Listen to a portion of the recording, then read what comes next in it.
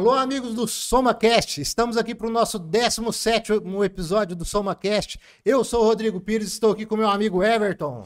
É isso mesmo, Rodrigo, 17º episódio do SomaCast, que satisfação. E hoje estamos aqui com a presença mais que ilustre, né? Além de um convidado, é um grande amigo meu, Fabrício Mazei. Falei certo agora? Agora sim, depois de vários anos de amizade, conseguimos.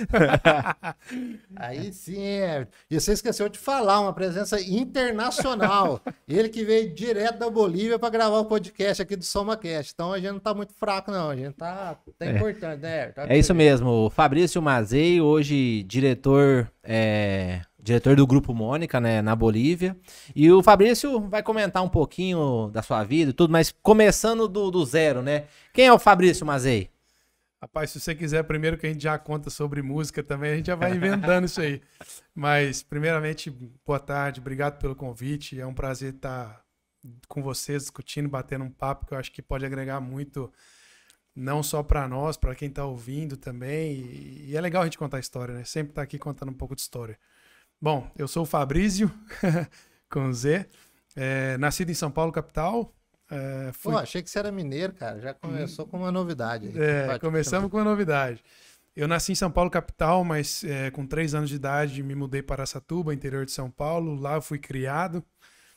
Comecei a gostar de roça naquela época lá, porque meus avós tinham uma fazenda e lá eu comecei a viver o que era um pouco de terra. E aí depois eu optei em fazer agronomia e consegui passar na Universidade Federal de Lavras, em Minas. Aí foi quando eu fui para Minas.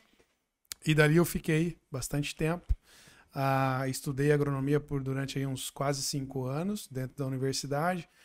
Nesse meio tempo da universidade eu fiz vários estágios. Dentre eles eu acabei trabalhando tanto com fruticultura, com mercado. Trabalhei com fisiologia de plantas. Tinha um estágio junto com a BASF, que eu tinha alguns produtos codificados, que eu trabalhava numa estação de pesquisa lá também. Então ali eu fui aprendendo um pouco. Paralelo a isso, eu trabalhava também com a música, porque a música sempre foi uma veia da minha família, desde quando me conheço por gente. Então eu trabalhava com a música há muito tempo também, e na faculdade eu aflorei aquilo ali. Tive oportunidade de também viver a música em outras cidades, outras regiões. A coisa foi ficando mais séria e tive um momento que eu conto para vocês em seguida sobre isso. Paralelo a isso, eu terminei a faculdade, vivi um pouco de música, terminei com a música dali 3 anos e aí fui para agricultura.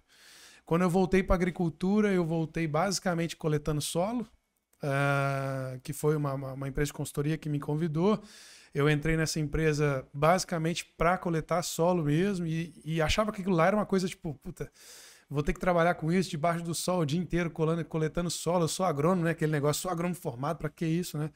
Mas foi uma experiência assim fantástica, porque quando eu comecei a virar a chave para entender o porquê que eu estava fazendo aquilo, a gente começou a entender, o solo é o começo de tudo, né?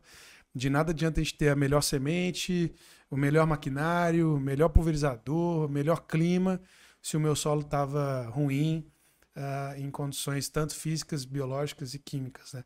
Então eu comecei a virar a chave nesse sentido, comecei a entender um pouco mais de solo.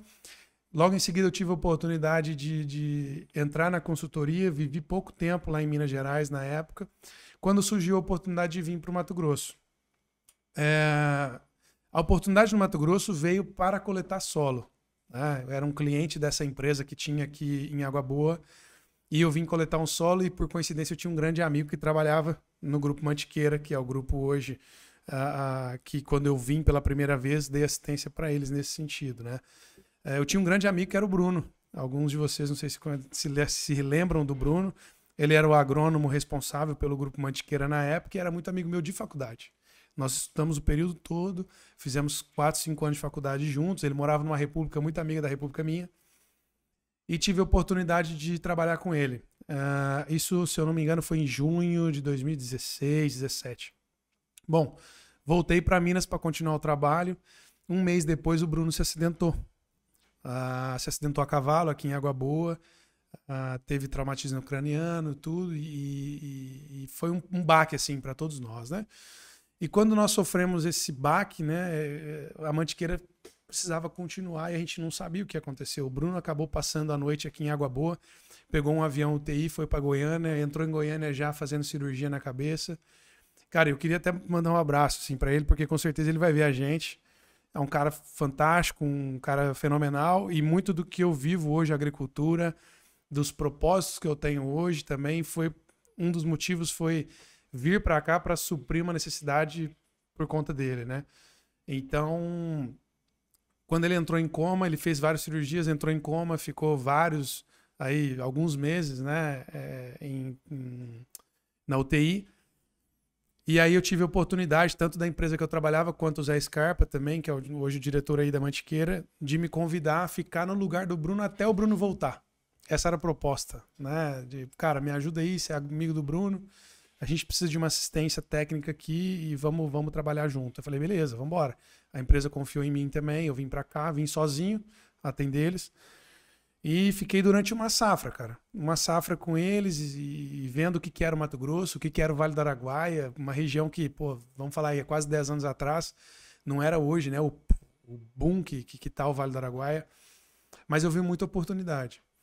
E nessa oportunidade eu acabei voltando para a empresa que eu trabalhava e propus a eles. Falei, cara, nós temos que continuar aqui no Mato Grosso, temos que trabalhar aqui, nós temos muita oportunidade de produtores, clientes que precisam de assistência, precisam de ajuda, precisam desenvolvimento, né? Não só rendimento, mas gestão do negócio dele, custo e tudo. E aí deu certo, né? Nós inauguramos uma filial da empresa e por vários anos a gente foi crescendo e atendendo novos clientes e criando uma equipe, trazendo pessoas de fora, como pessoas aqui da região também. Criamos uma equipe e eu cheguei a liderar essa equipe no Mato Grosso, né?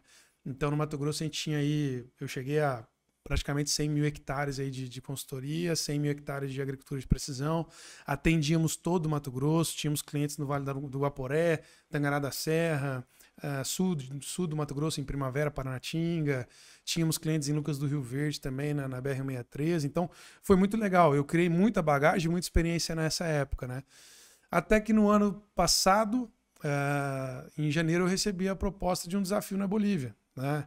Então, eu recebi essa proposta de estar indo para lá para assumir a parte técnica no começo, uma gestão técnica do grupo todo, um grupo brasileiro, um grupo que já plantava na Bolívia há 30 anos. E aí recebi a oferta de assumir toda a parte técnica. E topei o desafio, cara. Topei o desafio, eu sempre quis me desafiar, eu sou uma pessoa que gosta de solucionar problema, de encarar o desafio de frente. E a Bolívia me deu uma escola, né? Eu tô lá quase 1 ano e meio morando lá. No meio do ano eu assumi a direção agrícola do grupo. Então eu já não lido mais só com a parte técnica, já comecei a lidar com gente, com processos, com compras, com tudo. Então é uma bagagem muito grande que eu tô adquirindo lá. E esse é um pouquinho do Fabrício. Eu hoje trabalho com agricultura, sou um apaixonado pela agricultura, eu sou apaixonado por gente. Eu amo trabalhar com gente, eu acho que de nada adianta você ter um excelente produto ou estar com o seu processo redondinho se as pessoas que estão trabalhando com você não estão com aquela cultura ou aquele fit cultural da empresa para onde eles querem trabalhar. Então, assim, eu hoje vejo vários resultados de várias fazendas, não só de consultoria, como também de sustentabilidade e tudo, empresas que conseguem trabalhar com gente de maneira bacana, onde tem não só rendimento, mas onde busca ter uma boa capacidade de moradia, uma boa capacidade da pessoa de viver, uma boa... Não é só... A gente tem uma visão muito errada, na minha visão, de achar que as pessoas só ficam reconhecidas com salário ou com dinheiro, né? E hoje a gente sabe que dentro das fazendas a pessoa não é só reconhecida com o salário ou com o dinheiro, ela reconhece também com a condição de vida que ela tem, a alimentação. Qual é a atenção que você está dando para a família dela, os filhos que ela tem dentro da fazenda. Então isso tudo eu estou levando com uma bagagem espetacular. Então basicamente esse é o Fabrício hoje e muito feliz com o que eu faço. É isso mesmo, Rodrigo. Você viu? Só uma pincelada da história do homem já deu vários cortes aí. É muita coisa, hein, Everton? E aí tem 2 áreas pra gente explorar, né, Everton? Esse período do Vale do Araguaia aqui no Mato Grosso e Bolívia. Você quer começar por onde, Everton? É isso mesmo, Rodrigo. Vamos falar um pouquinho sobre o Vale do Araguaia, né? Fabrício, você veio de Minas, da região, pelo que eu vi aí, de Lavras, né? e caiu no Vale do Araguaia 10 anos atrás, né? 10 anos atrás, igual você comentou mesmo, não era o Vale do Araguaia de hoje. Mudou muita coisa, né? E o que você viu de tão diferente quando você atuava em Minas pro Vale do Araguaia, na época da transição? O que você viu de muito diferente aqui e lá? Assim, tem vários pontos, né? Eu acho que sim. O primeiro ponto, quando eu cheguei, a tecnologia que tinha no Vale do Araguaia era escassa, né? Por mais que você tivesse as ferramentas, não se utilizavam, né? Então, o Minas Gerais era um polo, né? Minas Gerais, nos últimos 30 anos, mudou da água para o vinho. Muitas pessoas saíram do café e foram para os grãos. E hoje nós estamos voltando, né? Nós estamos tendo um cenário aí onde o café está com preços altíssimos e muita gente voltando para o café também, né? Então, lá você tinha uma área mais corrigida, você tinha uma área um pouco mais uniforme, um clima, tanto para uma soja, principalmente para um milho, para um trigo, para uma aveia, mais propício para um bom rendimento. E quando eu cheguei no Mato Grosso, eu dei de cara com o calor insuportável, né? A gente tem um clima aqui bem agressivo, vamos dizer assim, para a fisiologia de plantas. E sem contar o solo, né? Nós estamos falando de um solo aqui que são micro-regiões diferentes, tanto climáticas, de pluviometria, temperatura, índice de fotoperíodo, tanto de luz, né?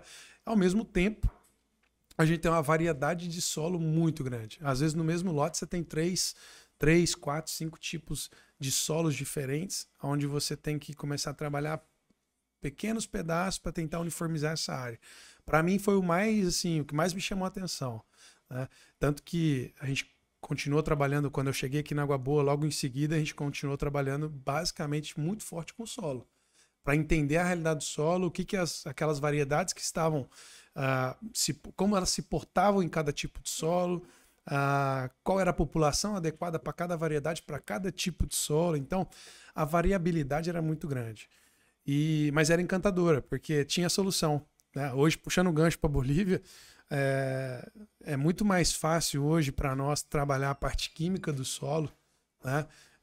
Principalmente numa área ácida, né? Do que você pegar uma área básica, que é o solo que eu tenho na Bolívia, uma área de pH 8, 9, e você tentar trazer ele para baixo. Né? Muito mais complicado fazer isso do que você corrigir com calcário, por exemplo, que é o que a gente tem aqui. Né? Então a área do Cerrado tem esse desafio, mas ela é muito legal de trabalhar. Muito bom, Fabrício. E nesse período que você ficou aqui no Vale do Araguaia, foram quantos anos que você ficou com a consultoria aqui? Foram cerca de 7 anos aí, mais ou menos. 7 a 8 anos. 7 anos. E já deu para ver uma diferença grande, né? De quando você chegou para quando saiu. Porque tem muitas empresas chegaram. Eu também estou aqui há 6 anos, 7, indo para 7 anos. O pessoal não tinha cultura nem de jogar, às vezes, muito o gesso. Era 2 toneladas, 3 de calcário. E mudou demais isso aí. Como é que você vê isso aí? Gesso era uma incógnita, né, Rodrigo? Gesso era uma incógnita. Ninguém sabia o porquê que se usava gesso. Muita gente achava que corrigia alumínio somente com calcário. E então, assim, tinha muitas lendas, muitos mitos.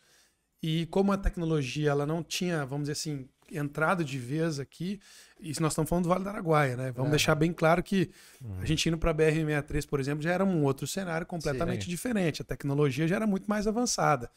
Mas o Vale do Araguaia começou a entender o processo justamente porque nós víamos produtores que eram referências do Vale, saindo das referências porque não estava conseguindo aumentar a sua produtividade, ou o seu custo aumentava, a sua produtividade aumentava.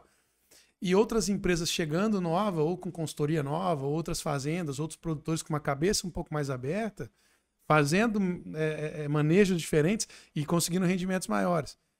Então os vizinhos, aqueles caras que eram referências, deixaram de se tornar referência e falaram, pô, o que esse cara tá fazendo aqui do lado que eu não tô fazendo? Ele tá produzindo 70 sacos, eu tô nos 50 e não consigo sair. Então mudou muito. E assim, eu acho que é natural, tá? É uma mudança natural, porque o produtor hoje, eu hoje, a minha dificuldade como dentro de um grupo agrícola é conseguir passar para o conselho ou para toda outra diretoria como que eu vou trazer um manejo sustentável para o negócio? Sendo que nós estamos falando de uma agricultura que você não corrige da noite para o dia. Você não consegue fazer uma coisa da noite para o dia. Você vai conseguir tirar alguns pontos básicos e conseguir ter uma melhora, claro, mas trazer uma fazenda ou uma empresa rural sustentável é com o longo do tempo. É curto, médio e longo prazo. Né? Eu sempre brinco, eu sempre brinco que assim, né? Você vai num dentista hoje, o dentista ou a dentista, ele vai atender 30 bocas no dia. Vamos dar um exemplo aqui, chutando. 30 bocas no dia. Em um mês, ela atendeu quase milhares de bocas. Em um ano, milhares de bocas. Ela está tendo muita experiência em um curto espaço de tempo, né? A cultura, a soja, você faz uma vez por ano. Então, se você errar naquele ano, é só no outro ano. Que você vai ou aprender, né? Ou vai acertar, ou vai esperar que o tempo te ajude. Então, o que a gente quer para o nosso negócio? Qual que é a sustentabilidade que eu quero para o nosso negócio? Quais são os manejos que eu vou trazer para dentro do negócio para conseguir reduzir o meu risco e não depender tanto de uma variável que não depende da minha mão, que nós estamos chamando o clima, né? Então, eu acho que o fato de a gente tentar traduzir isso de uma melhor maneira para o Vale do Araguaia foi justamente o produtor entender que ele precisava mudar o manejo, ou mudar o jeito de ser, mudar o que ele vinha fazendo, ou os conceitos da cabeça dele, para poder seguir. E o brasileiro, ele é assim, né? Ele sempre olha pro vizinho. Ou se o vizinho tá indo melhor, putz, ou eu faço o que ele tá fazendo, ou eu vou sair fora do mercado. Então ele começa a buscar essa informação, e é justamente as empresas de consultoria, de prestação de serviço, que vem trazendo essas informações aí para poder levar. E de tudo isso que você viu aqui na região do Vale, o que você acha que foi o maior desafio que você vê? A questão climática, a questão desses solos manchados, questão de invasores daninhos. O que você acha que é o maior desafio que limita a produtividade aqui no Vale do Araguaia hoje em dia? Rodrigo, eu acho que é um conjunto de fatores. Eu elenco sempre elenquei um conjunto de fatores. Os fatores que eu não consigo, não depende de mim, é o clima. Então eu já sei que é o clima. Eu preciso entrar para dentro do meu negócio, dentro da porteira, e entender o que eu preciso fazer para não depender tanto do clima. E hoje existem várias tecnologias para poder melhorar. Basta o produtor querer fazer ou querer entender que às vezes ele vai ter que deixar de lado isso aqui ou dar um passo para trás para poder dar dois para frente. Muitas das vezes é necessário, né? O que eu vejo, cara? A gente vem trabalhando, quando eu cheguei, se trabalhava muito forte. Fungicida, inseticida, herbicida, cara, é produto novo, é produto molécula nova, é assim, e realmente é.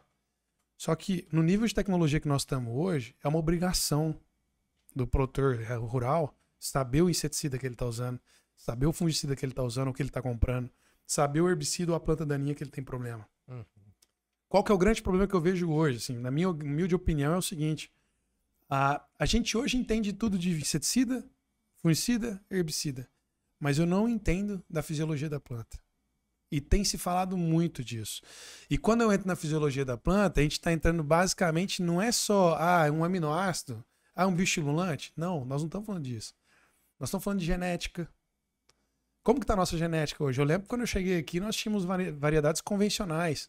Hoje não se planta mais variedade convencional. Antigamente se plantava bônus. Vocês lembram da bônus? Sim. A bônus foi mais plantada no Mato Grosso. Não deu 3 anos, entrou a Olimpo. A Olimpo já está com 3 anos agora, já está vindo a Esparta. Então, assim, o que acontece? Quando a gente começa a entender do negócio, quando a gente começa a entender da fisiologia daquela genética, daquela planta, ou daquela variedade, quando eu começo a entender dela, a empresa vai lá e troca. Traz uma genética de melhor qualidade. Ou seja, onde que está a dificuldade? Será que é o fungicida que vai me dar um resultado melhor? Ou será que eu entender uma genética ou uma variedade nova que está trazendo para o mercado? Vamos dar um exemplo prático para entender? Hoje nós estamos falando de uma extração de soja, de fósforo, para uma soja. Se a gente for ver a literatura, os artigos científicos, nós estamos falando de um fósforo de 15,4 quilos por tonelada produzida. A extração de uma variedade de soja. Nós recentemente fizemos um trabalho, inclusive mandar um abraço para o João Paulo Dantas também, que é um cara fora da curva. Fizemos um trabalho e ele me apresentou esse dado, inclusive é um dado dele, que é até legal, num dia que vocês tiveram a oportunidade de trazer ele. Esse trabalho foi no Brasil ou na Bolívia? No Brasil. Brasil. No Brasil. Ele trouxe um trabalho em cima da Olimpo, por exemplo. Estou dando Olimpo, mas ele fez com várias variedades. A Olimpo hoje, ela tem uma extração de 8 quilos por tonelada de grão produzida, de fósforo. Onde que nós estamos chegando? A planta, a genética que está vindo para o mercado, ela está conseguindo converter o que tem no solo em grãos mais pesados, sem a necessidade de aportar cada vez mais. Só que isso, por um lado, é muito bom. Porque o produtor ele pode talvez trazer menos adubo para o negócio. Produzir mais com menos, né? Por um lado é mais bom. eficiente. Por outro lado, a planta se torna mais sensível. Porque ela está convertendo menos fósforo em mais grão ou em mais peso. Significa que ela está mais sensível. Qualquer dificuldade, distúrbio fisiológico, climático, alguma coisa, ela vai sentir mais. E é o que nós estamos vendo. Né? Hoje, por mais que eu esteja na Bolívia, eu vejo tudo que acontece também no Mato Grosso. Fiquei com vários amigos aqui e a gente sempre troca muita informação entre a parte técnica, né? Então, assim, hoje nós estamos vendo muita necessidade, por exemplo, deficiência de potássio no final do ciclo. E esse trabalho do João mostra que o potássio da Olimpo, por exemplo, já passou 10 quilos a mais. Ou seja, eu estou reduzindo fósforo, mas eu tenho que colocar potássio mais. Então, existem hoje dentro do nosso negócio, não é simplesmente plantar uma variedade, colocar ali, plantar bem e ponto. A gente tem que entender um pouco mais, com mais detalhe, a fisiologia de planta, o entendimento da planta e da genética. Só que aí eu entro um detalhe. Olhando para o produtor, ele vai chegar para mim e falar assim, Fabrício, eu não sei o que eu faço então, ué. Eu chego num dia de campo, o cara fala que essa variedade é a melhor. Amanhã eu chego, é outra variedade, né? Assim é. Sim. E aí o cara fala, pô, o cara fala para mim que eu tenho que fazer isso, eu vou lá e faço, não dá certo. Então, hoje nós estamos num momento muito complicado. Você fala, Fabrício, qual que é a solução? A solução é quais são as prioridades de risco para tentar diminuir. Primeiro risco que não depende de mim, clima. Segundo risco que depende de mim, como está meu solo. Qual que é a genética que eu vou plantar? Essa genética tem pesquisa para ela? Tem. Então vamos estudar, sabe? Vamos trazer essa pesquisa para dentro do negócio, para o campo, de maneira prática, da porteira para dentro. Essa fazenda, ou esse produtor rural, essa empresa rural, ela tem capacidade de fazer o que você está recomendando? Eu sempre trabalhei assim, da porteira para dentro. Uma coisa é a gente recomendar. Outra coisa é da porteira para dentro. Eu consigo fazer? E se o produtor falar que não consegue fazer, você vai fazer como? Entendeu? Então, a minha maior dificuldade hoje, e eu falo já até linkando a Bolívia, porque a Bolívia também vive um pouco mais atrasado, mas ela vive esse processo, é entender a genética, entender a fisiologia da planta. Se a planta é um ser vivo como a gente, pô. A planta é um ser vivo como a gente. Então, se eu tô dando lá um monte de nutrição foliar para ela, nutrição foliar, mas o meu solo tá raso, tá sem nada, o que adianta? A boca dela é a raiz. Eu tô dando estímulo. A mesma coisa que eu ir no hospital tomar um soro. Putz, eu tô desidratado, vou lá, tomo um soro, eu fico bem naquele momento, mas eu saio, chego em casa, eu tô morrendo de fome. Não é verdade? Eu preciso comer, pô. Então, eu faço muito esse link com a planta, assim, eu acho que a maior dificuldade hoje é justamente a gente entender, não é inseticida, fungicida, isso sempre vai ter, as empresas estão trabalhando fortemente para trazer isso, só que hoje as empresas de sementes estão trabalhando fortemente na genética, trazer uma genética resistente mais tolerante à seca, mais tolerante a uma praga, um milho com nota alta para cigarrinha. Isso aí as empresas vão trazer. Só que o que entra no detalhe é o seguinte, elas estão trabalhando tão rápido que 3 anos essa genética já não existe mais. Não deu nem pra você aprender a trabalhar com aquele material, ele já Exato. foi trocado. Eu tô começando a aprender com ele, já tá vindo uma melhor que ele. Entendeu? Então, dentro disso, o que a gente pode fazer para minimizar os riscos, né? Dividir esses riscos com talvez outras culturas, enfim, para poder trazer sustentabilidade para o negócio do produtor. Esse, para mim, o foco é esse. Que isso, hein? Quanta informação, hein? Essa aí de extração de fósforo, esse é um trabalho muito interessante, eu não conhecia não. Até deixar aqui nosso convite aí pro João Dantas, se estiver aqui pelo Vale do Araguaia, é o nosso convidado aí pro SomaCast, viu, João? É isso mesmo, Rodrigo. O Fabrício trazendo bastante novidade aí. Fabrício, aproveitando o link agora, pensando de Bolívia. Quando você chegou na Bolívia, pensando culturalmente, qual foi um dos maiores desafios seu? Porque quando a gente pensa em Bolívia, a gente só pensa em coisa errada na Bolívia, né? Uhum. E aí, como é que é lá? Você falou certo. Na verdade, assim, cara. Quando a gente fala em Bolívia, a gente só pensa num país pobre, né? Um país desqualificado. Altitude de 4.000 metros, o brasileiro vai lá jogar, é só na altitude. Todo mundo pensa, vai ver a Libertadores, o cara tá jogando lá, ele tá morrendo com uma máscara de oxigênio, né? Sim, a Bolívia tem muitas dificuldades, mas o cenário agrícola é diferente, né? O cenário agrícola hoje, primeiro, para a gente começar, né? Nós não plantamos na altitude. Então muita gente acha, putz, você está plantando a quantos metros de altitude? Não, eu não estou plantando metros, eu estou plantando no mesmo que o Brasil. Eu vario de 300, 350 até 600 metros em alguns lugares. Então é parecido com o Brasil. O que foi a quebra de cultura que eu tive lá? Por exemplo, Santa Cruz, a gente tem várias zonas hoje na Bolívia, né? A gente tem zona norte, zona leste, zona sul, tem a Chiquitania, que é uma área de fronteira agrícola com o Brasil. Eu tenho uma área chamada Beni, que é bem no nortão, com fronteira com a Rondônia. Então a gente tem várias fronteiras hoje na Bolívia. Mas ela foi explorada há 30 anos atrás na zona ou na região de Santa Cruz.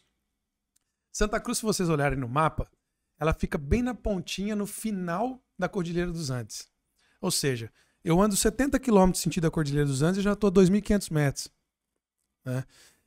O que isso implica para nós, agronomicamente falando? A gente só tem 2 tipos de vento lá. É norte ou sul. Ou vem um vento de cima ou vem um vento de baixo. E aí o que acontece? O vento de cima do norte ele vem úmido e o vento de baixo ele vem seco. Quando vem do sul do Uruguai, da Argentina, vem seco e frio. Quando vem norte, úmido e quente. Então eu tenho uma divergência muito grande entre zonas. Onde eu tenho fazenda na zona norte é um lugar onde tem mais quente e mais água. Uhum. As fazendas que eu tenho no sul e no leste é mais seco e mais frio. Isso implica completamente no que eu vou fazer de área, de cultura, de manejo, de tudo. E o vento lá, por ele vir e bater na cordilheira em Santa Cruz, ele volta muito mais forte. Então eu tenho uma ventania lá. Cara, na época de frio, agora que é junho e julho, chega a dar 80 km por hora um vento. Aí você imagina o que é o estresse que essa planta de soja, de milho, que nós vamos falar em seguida, que a gente planta soja no meio do ano lá, o que ela sofre com essa quantidade de vento? É absurdo. Então, quanto que eu estou perdendo de rentabilidade por um estresse fisiológico do vento causado pelo vento? E aí entra um detalhe. Por conta disso, a Bolívia entrou numa legislação há 30 anos atrás, aonde eu não comentei aqui, mas hoje eu trabalho para o Grupo Mônica, né? É o antigo Sementeiros Mônica também aqui do Mato Grosso. Também tem fazendas aqui com uma operação de outra empresa, mas na Bolívia a operação é nossa. E a gente é sementeiro lá também. Então, o que implica isso para nós? Eu tenho que trabalhar, por exemplo, todos os lotes iguais. Se o pessoal colocar um mapa em cima da Bolívia, da área agrícola, vocês vão ver que eu tenho vários lotes retangulares de no máximo 20, 30 metros de largura. E aí varia, né? Ele pode ir de 200 até 500, 600 metros de comprimento. E no meio, quando acaba esses 20, 30 metros, eu tenho uma cortina de árvore. Que na época da abertura foi feita assim, se abriu a área assim, deixando essas cortinas, e posteriormente foi se plantando essas cortinas de acordo com, né, e olhando, putz, aqui eu preciso botar uma cortina porque o vento está me prejudicando mais aqui. Aqui precisa ser mais curto esse talhão. Então, hoje eu tenho várias cortinas que são as minhas APPs. Então, o Brasil hoje tem as APPs, que, né, são as matas que a gente precisa deixar dentro das fazendas. A gente também precisa, mas lá elas são em cortinas. São cortinas de no máximo 20 metros. Então, eu tenho lá 200 metros de lote, uma cortina de 20. Mais 200 metros de lote, uma cortina de 20. Então, o que implica para mim hoje no trabalho? Hoje eu opero mais ou menos em verão quase 30 mil hectares. No safrinha eu opero mais uns 12 a 15 mil hectares. O que implica para mim que eu tenho 700 lotes dentro do grupo. Que isso. Então, você imagina uma fazenda... Um maquinário grande não pode ter uma plantadeira de 60. Não dá. Infelizmente não dá. Infelizmente não dá por vários motivos. Um é esse, né? O outro motivo é porque os solos lá são siltosos demais. Então nós estamos falando assim, eu vivi uma experiência aqui no Vale do Araguaia, quando você vai para Paranatinga ali, você pega solos siltosos de 30%, 35% no máximo. O nosso penúltimo convidado, o Zancanaro e o André, então um abraço para eles. Tem um CETEC aqui, que é para estudar solos siltosos, né? Ele comentou de 30, 35, algo nesse sentido, né? Exato. Hoje eu tenho solos na Bolívia de 70 solos siltosos. Então, muitos vêm falar assim, você tá ficando maluco. Não, são 70% de silt, 25 de argila e 5 de areia. 4 de areia. Né? Então, assim, é um solo bem mais pesado. É um solo mais difícil de trabalhar. É um solo difícil para estabelecimento da cultura. É um solo que, se chover, por exemplo, dependendo da quantidade de chuva, eu fico 5, 6, 7 dias sem conseguir plantar ou sem entrar para fazer manejo. Então, por várias vezes eu tenho que entrar, quando eu tiro a soja, colho a soja, eu tenho que entrar com uma grade, principalmente na onde eu tenho as ruas de pulverizador, porque eles vão afundando, chega a dar metro. Né? Então, tem algumas dificuldades como essa. Mas a pergunta que você me fez sobre o choque cultural é o seguinte, cara, para mim, eu sempre falo que para mim é uma escola. A Bolívia está sendo uma escola gigante para mim. Em qual sentido? Primeiramente, falar espanhol, né? A gente precisa aprender. Muitos dos brasileiros que vão para a Bolívia falam português e forçam o boliviano a entender o português, né? Eu fiz o contrário. Eu optei em chegar lá e falar o espanhol e falar a língua deles. Tanto que nas primeiras reuniões de gestão, de diretoria e tudo, tem alguns brasileiros, tem alguns bolivianos, nós criamos uma regra. Só fala em espanhol. Por quê? Porque a gente está entrando no país deles. Não é eles entrando no nosso país. Então a gente tem que viver a cultura deles também. Então o choque cultural foi falar espanhol, basicamente entender que é um país com uma desigualdade econômica gigante, social, econômica gigante. Os trabalhadores também são muito trabalhadores. Eles trabalham muito. Assim como o Brasil tem trabalhador bom, tem trabalhador ruim, lá também tem. Isso é normal, tá? Mas esse foi um pouco do choque. E agronomicamente falando, é isso, né? Eu tenho um problema de clima, vento. Eu tenho uma zona norte que na distância para a zona leste em linha reta, nós estamos falando de 200, 250 quilômetros em linha reta. Na zona norte me chove 1.600, 1.700 milímetros por ano. Na zona leste chove 800. Então, em linha reta, 250 quilômetros tem uma variação muito grande. Falando em solos siltosos, pesados, muito pesados. Mas na zona norte, eu tenho como eu tenho um solo mais aluvial, que há milhares de anos foram feitos das montanhas, né, da Cordilheira dos Andes, foi descendo. Muitos historiadores falam que há milhares de anos atrás, você tinha várias montanhas lá, as montanhas eram do dobro da altura que elas têm hoje, e escorria isso com o dilúvio, com chuva e tudo, descia essa terra, eram terras novas, enfim. Então, quando você abre uma trincheira no solo, você vê várias camadinhas, a cada 5, 10 centímetros, várias camadas diferentes de cores de solo, tipo de solo, matéria orgânica, penetração, tudo isso tem diferença. Tá? Então, o choque cultural foi bem grande nesse sentido. Assim. E uma última coisa que eu acho que vale a pena falar. A Bolívia, ela está 30 anos atrás do Brasil, quando a gente fala de informação, tecnologia, a agricultura de maneira geral, né? Nós não temos bons rendimentos lá, nós temos uma produtividade baixa. Mas é possível chegar nas produtividades do Brasil? Sim, é possível. Só que, de novo, eu volto naquele sistema. O que eu estou fazendo para diminuir os riscos do clima, que não depende de mim? Eu preciso fazer manejo para isso. Esse manejo nunca foi feito, né? A gente se planta soja sobre soja. Uma das coisas que nós fizemos, assim, que está muito claro para nós, e a gente vem trabalhando junto com outros consultores também lá com a gente, não se planta soja sobre soja mais. Dentro do grupo Mônica, se puder reduzir 100% da soja sobre soja, nós vamos reduzir. Num primeiro ano a gente não consegue fazer tudo, mas eu já consegui reduzir 70%. Então hoje uma área que foi soja, ela não vai voltar soja no inverno. Ela vai entrar um milho, um sorgo, um capim, alguma coisa desse sentido. No outro ano ela volta a ser soja. Então essa rotação de cultura implica em várias coisas. Porque eu preciso rotar a cultura porque o meu pH é alto, 8, 9. Eu preciso reduzir esse pH. Como que eu reduzo? Matéria orgânica. Como que eu trago matéria orgânica? Rotação de cultura. Eu fazer soja em cima de soja não vai adiantar nada. E já é tradição da Bolívia toda fazer soja de soja? Todos Sempre. Os outros... Sempre foi, Everton. Porque assim, há 30 anos atrás, quando o seu Sérgio, pai da Mônica, finado, chegou lá na Bolívia, não tinha nada. E eles começaram a abrir e naquela época não se gastava nada. O custo era muito baixo para você produzir. E ele viu que na Bolívia tinha uma condição diferente de produzir soja 2 vezes por ano. Eu estou falando de soja 2 vezes por ano, mas não são em todas as regiões, é somente na Zona Norte. Que chove uns 1.000 e pouco. Chove 1.000 e pouco, e quando chega em junho, você tem um vento norte predominante, onde o lençol freático sobe. Então eu consigo reter a umidade por muitos meses sem precisar chover. Eu passo uma safra de soja em junho, por exemplo, com 150 milímetros de água. Isso. Né? E a gente entrega resultado com a soja. Então não são todas as áreas, mas começou-se na Zona Norte há 30 anos atrás. Então eles produziam, plantavam, não tinha custo, o custo era baixíssimo, e vendia a soja e ganhava muito dinheiro. Então fazia verão, inverno, verão, inverno, verão, inverno, verão, inverno. E assim foi feito por 20 anos. Por que eu fui convidado a estar lá? Não só eu, como tem outras pessoas também que estão indo para lá, conhecendo a Bolívia e tentando entender. Eu fui convidado justamente para entender que, se não mudasse o manejo, ia fechar a empresa. As fazendas teriam que ser vendidas ou virar tudo pecuária. Por quê? Porque os custos começaram a aumentar. Como eu extraí por 20 anos, começou a aparecer algumas deficiências no solo, de alguns nutrientes específicos. Então eu comecei a enxergar que, ó, o manejo vai ficar mais caro, mas o rendimento continua o mesmo. O que eu preciso fazer? Né? Então, esse é o grande desafio nosso hoje.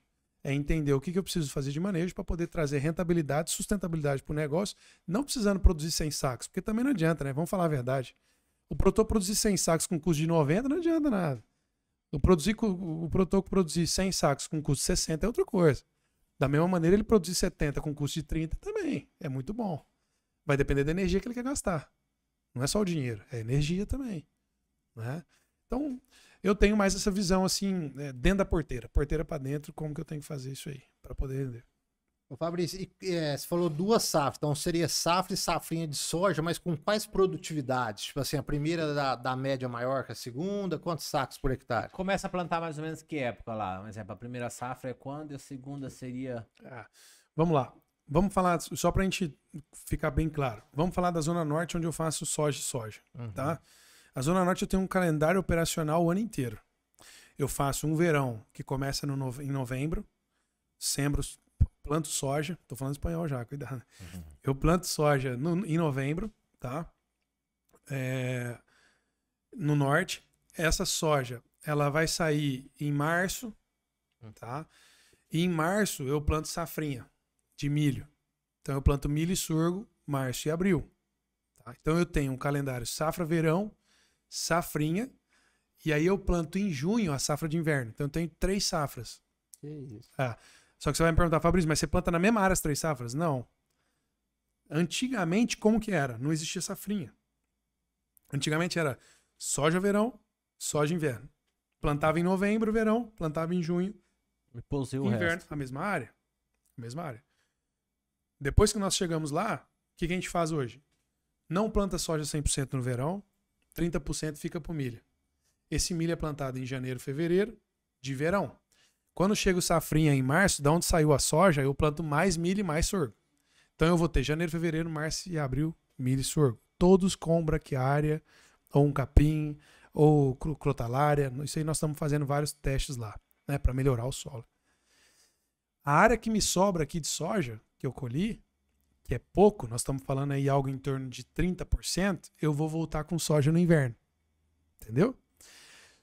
Fabrício, mas então você vai reduzir drasticamente? Não, porque o milho que eu plantei em janeiro, eu planto ele em julho. Eu planto a soja em junho e julho. Porque me dá o calendário. O milho plantado em janeiro, verão, ele é um milho que vai sair com 130 dias, 135 dias. Quando chegar em junho e julho, eu planto soja. Então eu estou sempre rotacionando a área. Sempre. Paralelo a isso, eu tenho cana. Então, hoje eu tenho lá quase 3 mil hectares de cana. E essa cana é o ano inteiro, né? Então, a Zona Norte, ela é assim. Quando eu venho para a Zona Sul e Zona Leste, eu tenho uma safra só. Então eu planto em novembro, soja. Como eu tenho esse problema de solo, que nós vamos colocar aqui agora, daqui a pouquinho. Como eu tenho um problema de solo, eu também planto no verão, em janeiro, milho e sorgo com braquiária, para reforma dessas áreas. E só vou plantar soja no outro ano. Aí o inverno passa só com o capim. E aí solta gado. Solta gado quando tem a fazenda próxima com gado. Quando não tem gado, eu faço ou rolo feno para o gado e levo para as fazendas de gado, ou eu faço semente de braquiária, mombaça e miag para o grupo, né? Para utilização própria. Porque aí eu gero um custo bem grande. Nós estamos falando de 90% de custo menor. E hoje pensando, você comentou que a Bolívia está há 30 anos atrás. Quando a gente começou a conversa, você falou que quando chegou aqui há 10 anos atrás. Comparado o Vale de 10 anos atrás e a Bolívia hoje, o Vale há 10 anos atrás ainda é mais avançado que a Bolívia? Sim, sim. O Vale ainda está na frente uns 15, 20 anos. E mais avançado em tecnologia, em quê? Em tudo? Produtividade? E no que é mais avançado? O que acontece, Hermes? O que acontece? Vamos por base, né? Hoje um agrônomo formado na Bolívia, a Bolívia não gera um estudo para ele de boa qualidade. Então, muito de nós que saímos da faculdade, faculdades boas que a gente tem no Brasil, a gente já sai meio perdido, né? O cara sai da faculdade, putz, o que eu vou fazer? Para onde que eu vou? Ou onde que eu vou aprender, né? Porque ele aprendeu a teoria, a grande maioria não fez estágio, ou fez só para fazer o curso e não tem essa informação. Então, aqui o Brasil sai, mas ele tem uma teoria muito forte, uma teoria boa. Ele vai aprender a prática, ele aprende mais rápido. Na Bolívia, a teoria já é muito falha. E quando o cara sai para a prática, ele sai mais perdido ainda. Então a gente já começa por aí. Os estudos têm uma dificuldade muito grande lá. Você vai conversar com um agrônomo boliviano, não é que ele é ruim, mas ele não teve a informação correta. Então hoje você tem, por exemplo, o que eu fiz no grupo hoje, né? Uma vez por mês a gente tem capacitação com todos os agrônomos nossos. Só de agrônomo eu tenho 20. São 18 a 20 agrônomos dentro do grupo. Mais os técnicos agrícolas e mais o centro de pesquisa que a gente tem lá. A gente desenvolveu um centro de pesquisa lá. Então a gente faz uma vez por mês uma capacitação. E capacitação vai desde por que usar calcário ou o que o calcário faz, até como entender a fisiologia da planta. Então quando a gente começa a fazer isso, você começa a parear os níveis das pessoas que estão lá. E, infelizmente, os níveis são mais baixos. Esse é um ponto. O outro ponto é, nós temos tecnologia. Se você quiser comprar hoje uma maquinária de ponta, uma colhedeira da mais tecnológica que tem, você consegue comprar. Só que a gente tem um problema socioeconômico no país, que se você comprar fora, porque lá não vai ter. Se você comprar por fora, ou você pedir por lá, você vai pagar o dobro do que ela vale. Então, uma colhedeira de 4, 5 milhões, você vai pagar 10.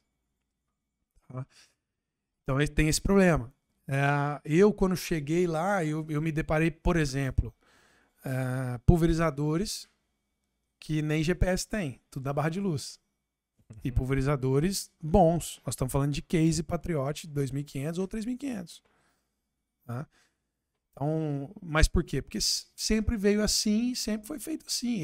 Hoje você vai mudar o conceito para ele lá. Cara, ó, você fazia assim hoje, né? Agora você vai fazer assim. Um simples fato, nós somos sementeiro. E a gente tem uma consultoria do Alexandre Gazola também, que é um cara fenomenal. Um abraço para ele. Ele é um dos caras que mais sabe de sementes aqui do Brasil. E a gente trouxe ele para lá para poder dar um auxílio para nós, para melhorar a qualidade da semente, né?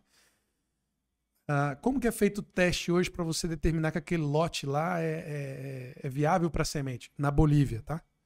É feito um teste de fenolftaleína, que o Brasil fazia isso há 20 anos atrás. Né?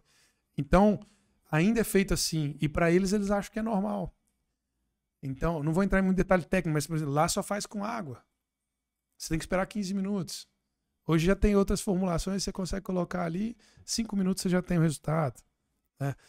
Então, quando eu saio da fenolftaleína, eu venho para o tetrazóleo, ver a viabilidade do negócio. Mas o tetrazóleo eu preciso olhar 3 dias antes de colher. Putz, eu preciso de mais gente, eu preciso de cara capacitado. Então, assim, tudo isso é a dificuldade da Bolívia, mas para mim é um ponto muito positivo, porque é uma oportunidade, né? É uma oportunidade de a gente colocar o nosso dedo ali, colocar o nosso negócio, deixar um legado, né? A gente conseguir desenvolver, conseguir ter rendimentos melhores. Então, hoje a gente mudou. O sistema nosso já não é fenolftaleína, é tetrazóleo. Então, a gente já, por exemplo, eu já sei que aquele caminhão que está saindo daquele lote vai chegar para semente. Ou eu já sei que ele é para a indústria. Né? Outro ponto que nós fizemos, por exemplo, cara, você plantando soja sobre soja, qual que é a infinidade de inóculos de doença que você vai ter no solo? Como que eu estou trazendo essa semente? Como é que eu vou melhorar a qualidade de uma semente se eu tenho fungos necrotróficos que estão no solo? Se eu tenho fungos endofíticos que estão na semente? Eu estou levando isso tudo para todos, né? Estou levando não só para mim, como para os clientes. Então, nós mudamos completamente esse manejo. Então, onde era feito semente todos os anos no inverno norte, hoje já não faz 1 grão de semente mais. Eu estou descansando a terra para a gente poder voltar daqui 3 anos. Dentro desses 3 anos, fazer manejo de rotação de cultura, produtos biológicos. A gente tem uma fábrica de biológicos lá também. Então, manejo, cara. Eu acho que falta técnica e tecnologia. Não é que falta, é que a condição não permite que as pessoas façam. E aí falta esse tipo de informação básica. Entendeu? Mas como eu disse, é uma oportunidade para quem... Você viu, né, Rodrigo? Tecnologia tem, mas as condições socioeconômicas acabam atrapalhando um pouco a compra desses insumos, né, Rodrigo? Então você já viu que não tá mais 30 anos atrasado, né? Tava antes do Fabrício chegar. Hoje deve estar uns 2, 3 anos. Não é tudo isso não. Cara, eu falo, se a gente resolvesse soja ou agricultura de um ano para o outro, seria lindo, maravilhoso, mas a gente não consegue, né? O negócio é que o que eu acho fascinante da agricultura, e eu sou apaixonado nisso, é que muitas das vezes, quando você entende a dor do produtor, você tem a empatia de se colocar no lugar do dono e entender que aquele cara, ele tá apertado. Cara, vamos falar a verdade? O produtor hoje no Brasil ou em qualquer país, principalmente esses países que nós estamos em novas fronteiras, países que necessitam de bancos para poder produzir. Cara, o produtor talvez ele seja o cara mais fiel a Deus que existe na face da terra, né?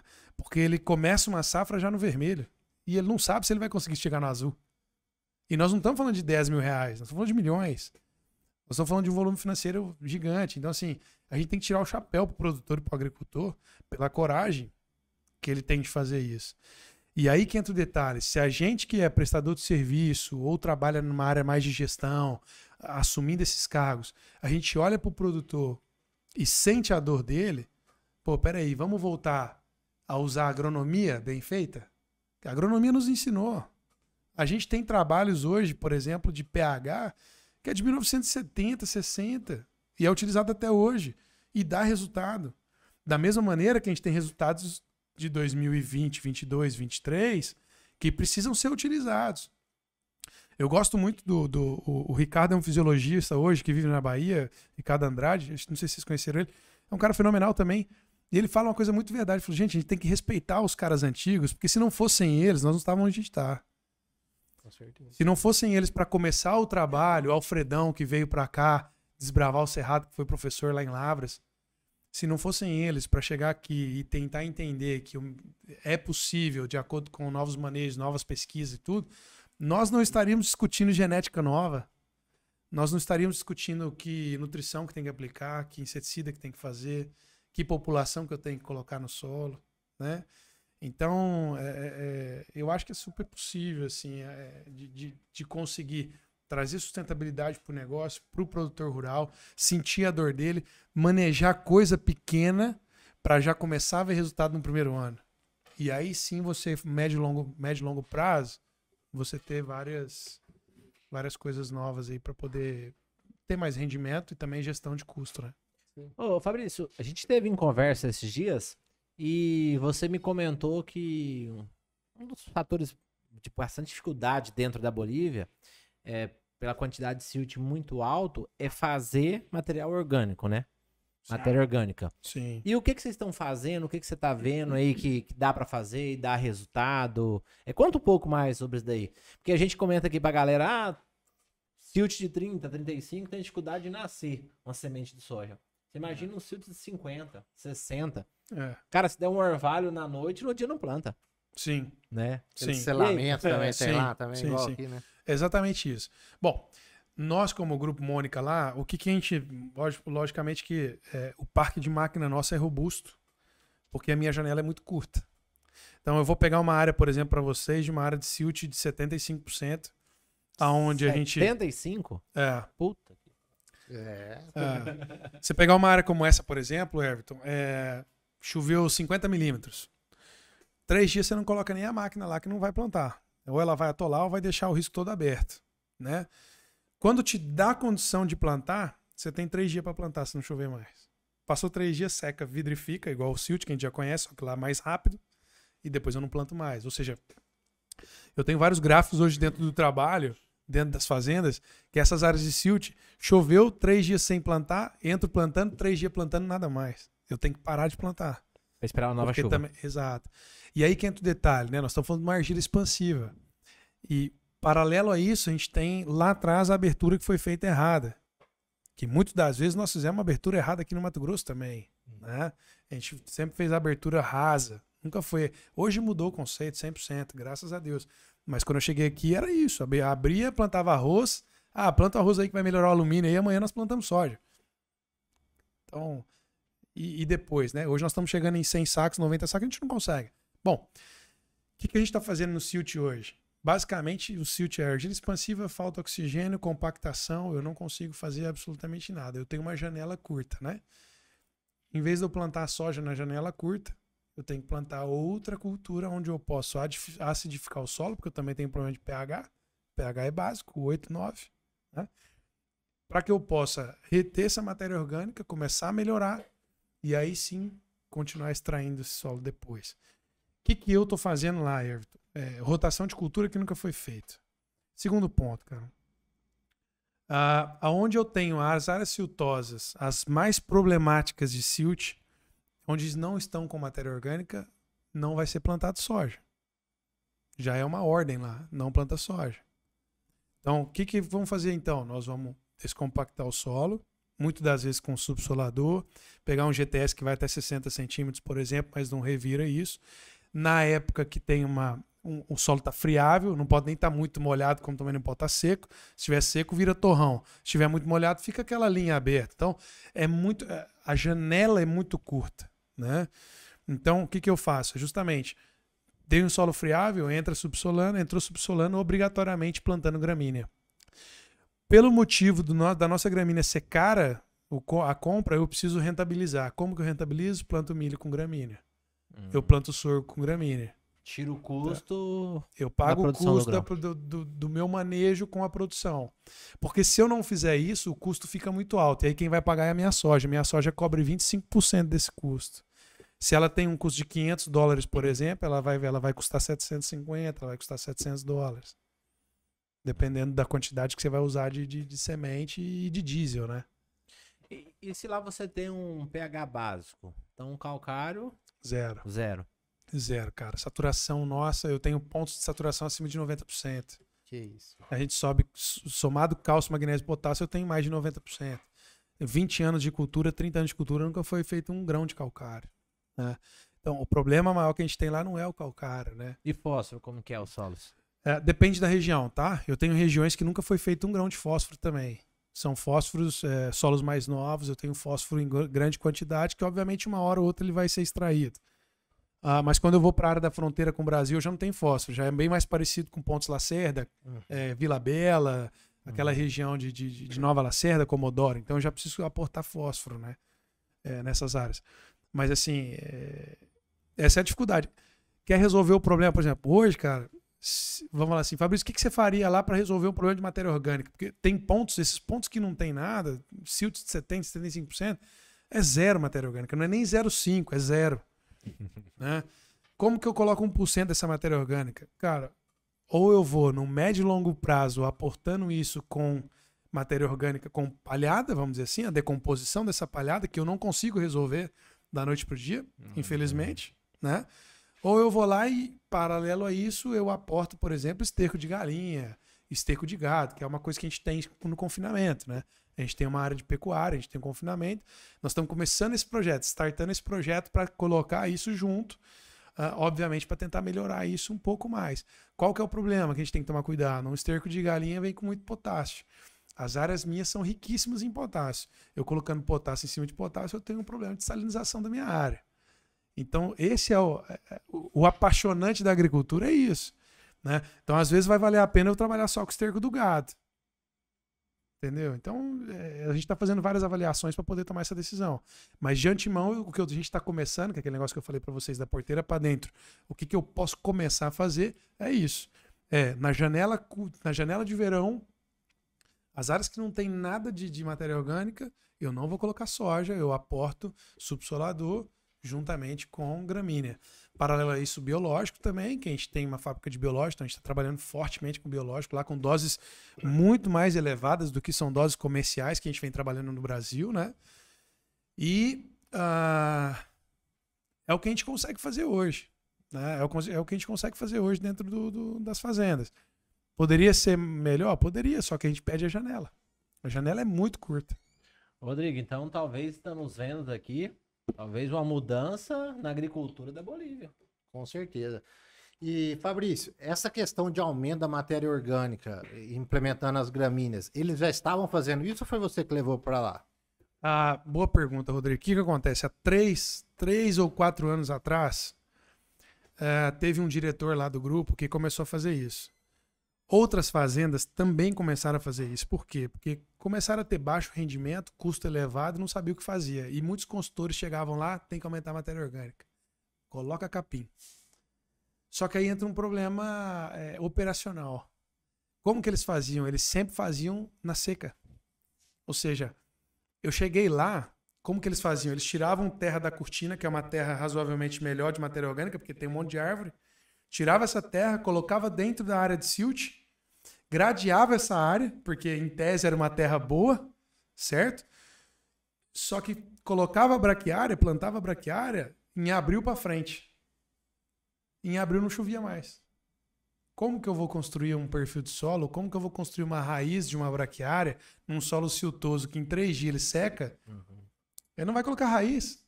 Não adianta. Mas peraí. Pegava a terra, jogava para dentro das áreas e nivelava e gradeava? O conceito deles era assim. Mas a proporção é muito... É pequena. Era um custo gigante, assim.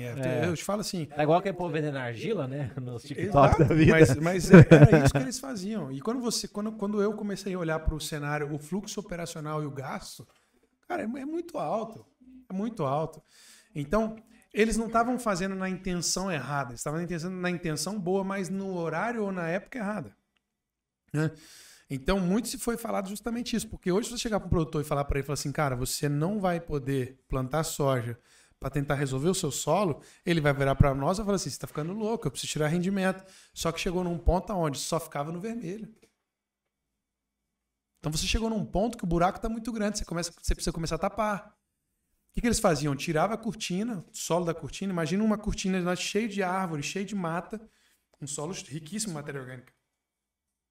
Tirava esse solo, chegava na mancha calva, que a gente chama lá, que são as manchas siltosas, que não nasce nada, aportava lá um monte de terra da cortina, gradeava isso para misturar, porque eles entendiam que misturar fazia uma matéria orgânica, que para mim é uma pura mentira, porque você está expondo o solo ao clima, né? E plantava a braquiária. A operação em si ela não é tão ruim, mas o manejo na época errada ela é péssima, porque quando você chegava no outro ano, o seu solo estava mais compactado do que ele já estava. Porque eu não criei estrutura. Se desestruturou.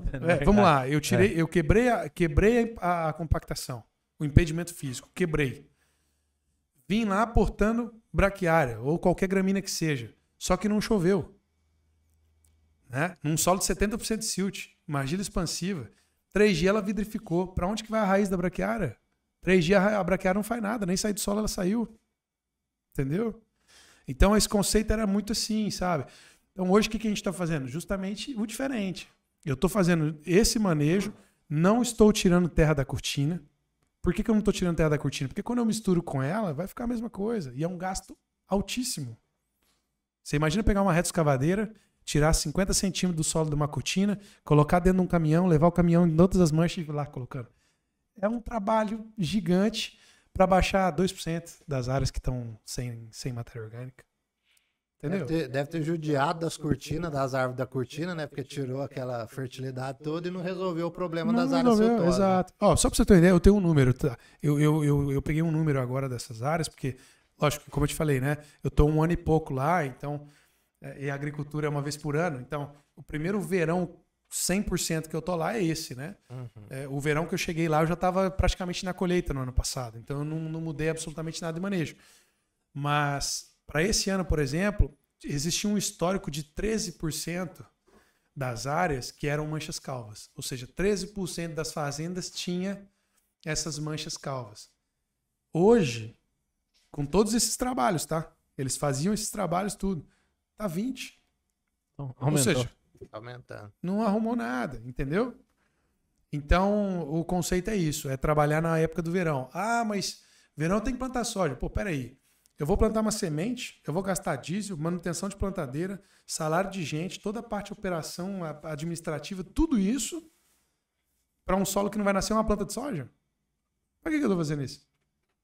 Entendeu? É um gasto a mais. Só para falar que planta soja, né? Então, assim, hoje nós estamos mudando o conceito justamente para isso. O projeto junto ao Grupo Mônica é justamente isso. É ele se tornar sustentável ao longo do tempo, aonde, se você plantou 5, você plantou 10, você plantou 50 mil hectares de soja, não importa. O que importa é o final da conta, o negócio está sustentável. Uma empresa rural é igual uma empresa de vocês. Uma empresa rural é igual uma empresa que vende lá no mercado. Se no final da conta ficar no vermelho, como é que faz? Né? Então, eu sou muito forte nesse conceito e é assim que nós estamos trabalhando. Claro, eu estou fazendo vários trabalhos, experimentos, centro experimental nosso também, né? Então, eu tenho trabalhos, por exemplo, de mix de cultivo. Eu tenho lá milheto, braquiária, crotalária, tanto expectáveis quanto júncia, dependendo de acordo com a quantidade de nematóide ou fungo de solo que você tem. Feijão guandu, trigo murisco. Então, a gente está misturando tudo isso e fazendo vários trabalhos para entender, pô, o que isso vai me aportar? Eu tenho uma cultura lá, uma planta que chama Cisvânia.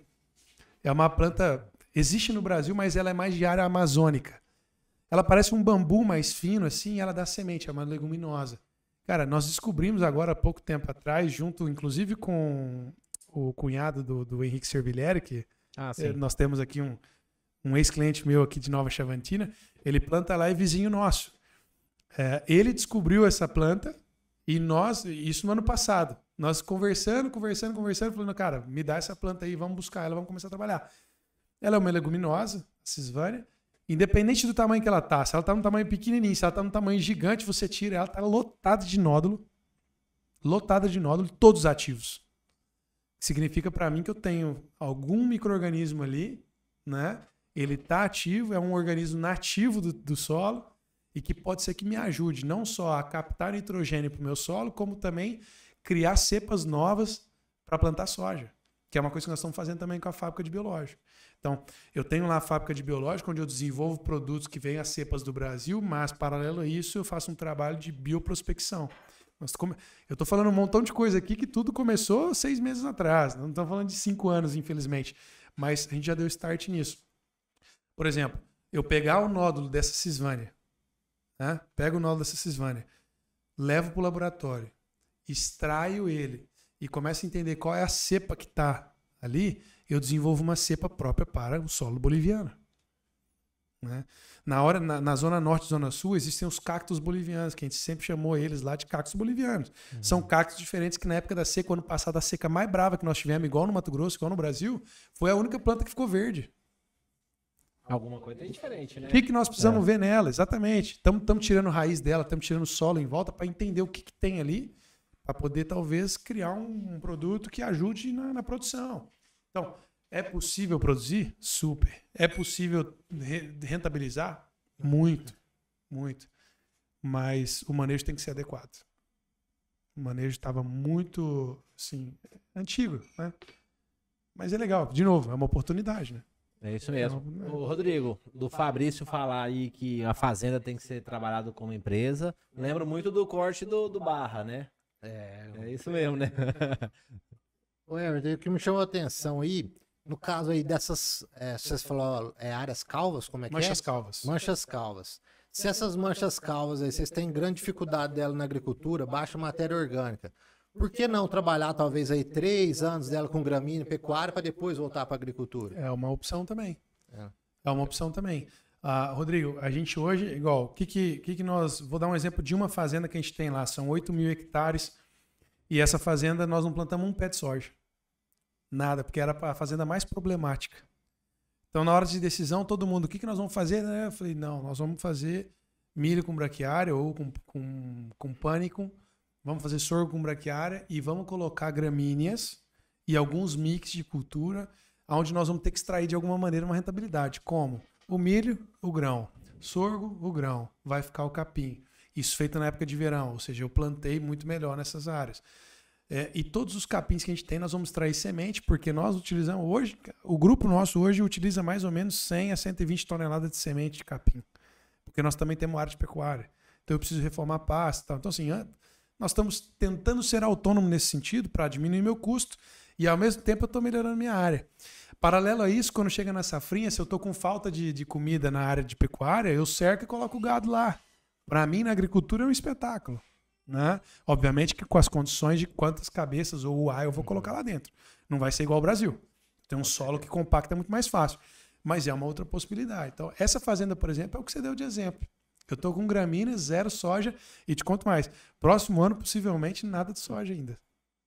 Essa é a ideia. Porque o que a gente vê, né? Ainda mais aqui na nossa região, a gente vê muita gente comparando que a agricultura é muito melhor que a pecuária, que deixa muito mais reais por hectare, mas o cara pega lá uma área com 50%, 55% de argila e compara com aquela área de pecuária dele lá com 10%, 15% de argila, onde na agricultura ele gasta de 6 a 8 mil, dependendo do nível tecnológico, na pecuária ele custa gastar R$500 por hectare, chora lá no herbicida lá na soma, né?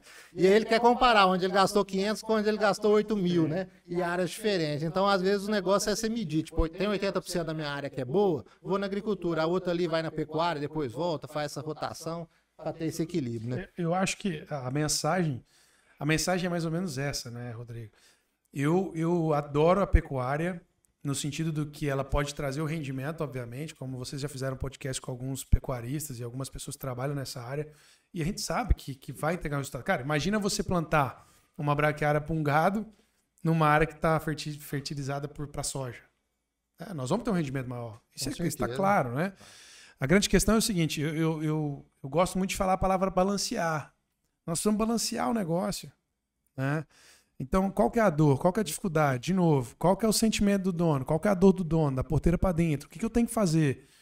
Cara, se aquela área não vai me trazer talvez o meu risco com a soja ele é muito grande, cara, vamos trazer uma cultura que me traga menos risco, mas também vai me aportar dinheiro, também vai me trazer rentabilidade, também vai me trazer sustentabilidade? Por que não? Então, eu acho que o conceito do produtor rural é isso. Óbvio, cara, que o produtor, quando ele arrenda a terra, que é uma dificuldade nossa, arrenda a terra, ele quer extrair o máximo, porque senão ele não paga a conta, né? Nós estamos falando. Só que existem vários trabalhos, inclusive alguns produtores já na região da 163, que já fazem esse tipo de trabalho de rotação e estão tirando soja de 90 sacos. Depois, 30% da área dele, ele nunca plantou soja. Todo ano ele está rotacionando 30%. Existem vários projetos, o que falta é colocar em prática. É isso mesmo. Fabrício, e pensando um pouquinho em fertilidade de solo, você falou aí que planta o milho, e qual que é as dosagens de ureia, potássio? Você falou que potássio é 0, né? Mas o milho que vocês plantam lá, porque a Bolívia é uma das maiores produtoras de ureia do mundo, né? Sim. E aí, usa muito, usa pouco? Como é que é a dosagem disso?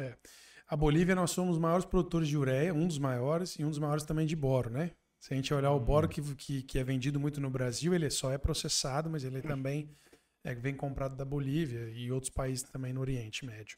Mas as doses é o seguinte, Everton, algumas fazendas nunca viram 1 grama de fósforo, 1 grama de potássio, 1 grama de magnésio, 1 grama de cálcio, de nada. E quando a gente faz as análises, né, igual eu tô fazendo, o João tá trabalhando com a gente fortemente nisso, nós não precisamos. É até besta de falar assim, eu falo, cara, você tá maluco? Mas as análises, elas mostram todos os anos a mesma coisa, né? Então, eu não preciso usar. No caso do milho, o que eu uso? Eu uso nitrogênio. Eu tenho que usar nitrogênio, eu tenho que usar ureia. Por quê? Porque é fundamental e eu preciso sempre estar aportando. Vamos falar assim, nós sempre extraímos soja. Quanto que ficou de nitrogênio no solo? Porque antigamente falava que a soja deixava nitrogênio. Hoje não deixa nada mais. A genética de hoje, ela é altamente produtiva. Nós estamos falando de uma Olimpo de 100 sacos. A Olimpo está entregando 100 sacos, com um período mais curto. Antigamente a soja era 140 dias, hoje é 110. Não é? 140 dias produzia 50 sacos. 110 hoje é 100 sacos. Você acha que ela está deixando algum nitrogênio para solo? 0. É que a literatura antiga falava, sei lá, 30 quilos. Sim, mas... 30 quilos, era uma coisa disso, sim, né? mas hoje esse conceito tem que mudar. Por quê? Por exemplo, se eu não aportar essa ureia hoje no milho que eu estou plantando lá, a minha soja vai vir feíssima. Feíssima. Então, quando eu falo de ureia, para nós, nas nossas áreas, a gente aporta o necessário para se produzir com a expectativa que eu tenho. Então, se a expectativa nossa lá é produzir 100 sacos de milho, eu vou aportar para 100 sacos de milho. Tá? Geralmente aporta um pouquinho mais. Por quê? Porque a Bolívia, pelo fato do estresse de clima, a parte de solo e tudo, gramínea sofre mais. Então, é muito raro eu produzir hoje um milho de 150 sacos. Muito raro. Tem alguns lotes e tal, sim, Mas hoje a média da Bolívia, ela tá falando de 70, 80 sacos. É a média da Bolívia, de milho. Só que é um custo apenas com nitrogênio e semente. Exato. Nitrogênio e semente. A zona norte é um pouco diferente, tá? Como ela já não é mais uma área tão nova, vamos dizer assim, ela tem que aportar um pouco. Ela tem manchas variáveis aí de potássio, de fósforo. A gente acaba aportando algumas coisas em taxa variável, né? Mas a região sul e leste não aporta nada. Zero. E eu te falo, você entra lá, você olha o milho, cara, é um espetáculo. Nós estamos quebrando um paradigma, né? Eu, particularmente, estou quebrando um paradigma, porque eu fui para lá com outra visão, não acreditava e hoje eu acredito. Isso aí, se uns amigos meus mineiros ver isso aí, eles vão querer mudar para Bolívia, porque lá quando eles estavam meio apertados, eles falam assim, não, esse ano eu vou produzir na lei da natureza, eu não vou comprar um grão de adubo, né? Então eles vão escutar um negócio desse aí, eles vão querer mudar para Bolívia. Os vendedores de adubo lá passam uma rochadinha. Não, pensa se o Zé, quando saiu do Quirinópolis, em vez de vir para Guaboa, você vai para Bolívia, ele voltava para trás, porque mesmo ele dia, ia vender adubo para quem? Não ia ter jeito, né? Então ainda bem que tá tudo certo, veio pro lugar certo. Ô, Fabrício, esses dias a gente conversando, você deu um relato, milho e soja na Bolívia é só convencional? Assim, nós temos uma legislação na Bolívia, né? E precisamos seguir isso. A lei boliviana, ela só implica a tecnologia RR. Então, hoje eu só posso plantar soja convencional com a tecnologia glifosato, assim como o milho, a mesma coisa. Tirando isso, eu não posso plantar. A legislação não me permite fazer isso. O que acontece? A partir do ano que vem, quebra-se a patente da Intacta, né? Então, possivelmente, a partir do ano que vem, a gente pode entrar com Intacta fazendo registro lá, como a gente já vem adiantando no centro experimental, a gente já adianta isso 3 anos antes, porque o registro demora bastante. Então, a gente já vem adiantando isso para poder registrar e poder já plantar a partir do momento que quebra a patente. Foi a mesma coisa que aconteceu com a patente do RR. Antes de quebrar a patente do glifosato da Bayer, se plantava 100% convencional. Quando quebrou a patente, entrou o registro e começou a plantar. Então, hoje, por exemplo, a Desafio eu posso plantar lá. Ela é convencional, mas ela é RR. Agora, trazer um Olimpo para lá, eu não posso plantar. Esparta, nada. Nada. E seria muito bom, porque assim, na minha visão, eu acho assim, dentre todos os problemas eu não gosto muito de problemas, é dificuldades, né? Dentre todas as dificuldades que nós estamos comentando aqui, talvez as maiores, nós estamos falando de matéria orgânica, estamos falando do solo e tudo mais, mas a grande diferença de teto produtivo também vai ser a genética. Sem dúvida alguma. É porque você está plantando material hoje lá de 10 anos atrás aqui. Que material que você planta lá hoje de soja? Aqui, Everton, nós não temos material, por exemplo, do Brasil, né? A única que entra no Brasil ali, vamos falar Desafio, né? Agora, a grande maioria dos materiais que estão lá vem da Argentina. Então, às vezes, vem da mesma genética, Dom Mário, o mesmo banco de germoplasma, mas ela não entra com o nome Brasmax, né, o Gen, não. Ela entra com o nome específico que vem da Argentina. Então, ela entra pela Argentina e não pelo Brasil. Muito se entra pela Argentina porque o banco de germoplasma, a grande maioria, está lá. Sim. Então, não tem por que vir para o Brasil para depois voltar para a Bolívia, né? Então, eu tenho várias variedades lá que não tem nada a ver com o Brasil. E no milho é a mesma coisa? Mesma coisa. Eu tenho milho, por exemplo, Pioneer. Só que também vem de outro lugar e não do Brasil. São outros números, outros códigos e tudo são convencionais.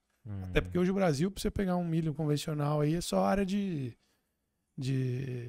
que tem que fazer aí, obrigação, né? Essa área que tem que fazer obrigado aí para poder controlar a lagarta. E tem muita pressão de lagarta lá? Demais da conta. Muito. Porque aqui esse ano, né, Rodrigo, podemos ver nas roças de milho aí, milho principalmente safrinha, fala nas tecnologias, VIP, PW Ultra, 4, 5 e não tá vencendo, né, os inseticidas, né? Um ano bem complicado aqui de... Até no capim, né? A gente vê que foi um ano desafiador de lagarta até no capim mesmo. Eu me lembro, Everton, em 2021, se eu não me engano, que foi aquelas safras boas, né? Todo mundo, o Proto alavancou. Soja de 150, soja de 150. Então, assim, naquele ano eu já me lembro já disso aí, acho que o pessoal pode até confirmar. Em Goiás já tinha situações de milho víptera com vários problemas de lagarta. Hoje, infelizmente, a tecnologia ela segura, mas não é mais como era antes, que você plantava e, vou para casa dormir. Isso não tem mais. A Biomatrix está vindo com uma genética muito boa, né? Que é uma genética nova, vamos dizer assim. Mas quanto tempo vai aguentar? Essa é a pergunta, né? Quanto tempo nós vamos aguentar com isso? Porque a pressão é muito grande e o manejo é falho. Porque o produtor, ele é aquele negócio, né? O produtor, ele... tô com um problema de cigarrinha. Ele foca só na cigarrinha. Aí amanhã a cigarrinha ele conseguiu controlar, foca agora na lagarta. Amanhã é outro problema. É igual herbicida, né? Planta daninha. O problema aqui é... Pé de galinha. Pé de galinha. Só existe pé de galinha agora. Aí ele olha pro outro lado, já tem outra planta daninha que tá aterrorizando ele. Pô, então esse manejo ele é complicado. Eu falo para nós na Bolívia da genética porque é justamente isso, né? Como eu tenho uma genética convencional e se plantava soja sobre soja, você imagina o banco de semente que eu tenho de planta daninha lá. É altíssimo. E tem problema também com pé de galinha lá ou não? Pé de galinha nem tanto. Existe o pé de galinha lá, já tem dificuldade de se controlar, mas ele não é o problema. O maior problema nosso são as folhas largas. Porque como você planta soja sobre soja e convencional, você não tem produto para aportar em folha larga. Né? E o curto espaço de tempo que eles faziam, plantava, colhia em março, em junho já estava plantando de novo, você não consegue residual para conseguir fazer um pré-emergente de grande controle ou um produto que vai ficar aí 6 meses atuando, não consegue. Então a entrada do milho nesse manejo, com a trazina, eu consigo limpar bem as folhas estreitas. Exatamente. O projeto é não só... Você vê que, em resumo, né? Você vê que quando você começa a rotacionar culturas, de novo, né? A palavra sustentabilidade ela é muito forte. Entra a palavra sustentabilidade dentro do negócio, mas não é só para melhorar o solo. Melhora o solo, impedimento físico para doença, controla a umidade. Uma área minha que 3 dias eu não consigo plantar mais pode ajudar na umidade a partir do momento que eu tenho solo estruturado. Né? Vai me ajudar justamente nesse sentido. Né? Vai me ajudar também a minha microbiota do solo, que vai melhorar. Então, tudo faz sentido quando você tem essa rotação. A questão é saber entender como, quando e onde fazer. Eu sou super adepto, então... Você vendeu o seu peixe, eu vendeu o meu. Não só o milho, mas o milho com a braquiária. Você gosta muito de vender herbicida, eu gosto muito de vender semente de braquiária. E braquiária é o melhor herbicida que existe. O Fabrício sabe disso, porque a palhada, Everton, vou gastar meu vocabulário aqui, ela faz um efeito que existem plantas fotoblásticas positivas, igual a buva, né? Que ela precisa daquele solo exposto para sair. Então essa palhada impede a germinação de muitas plantas. Né, agora você gastou, Rodrigo. Gastei. Gastou e gastou bonito. Quem vê acha que eu sou agrônomo e eu sou zootecnista, cara.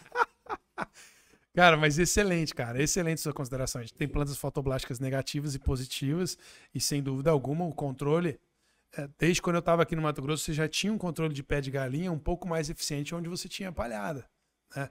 Então, sem dúvida alguma, é uma das propostas para, no médio e longo prazo, conseguir reduzir isso. Porque senão, o que vai acontecer? Nós vamos continuar usando herbicidas, vem genética nova, aí você carrega esse herbicida até ele não fazer mais efeito. Aí vem de novo uma outra genética nova, carrega de novo a mesma coisa. Então, assim, tem que tomar muito cuidado, né? Cara, a gente tá falando hoje, é a mesma coisa do herbicida, falar de inseticida, áreas que planta soja e algodão, o cara tá usando basicamente 3 grupos químicos de inseticida.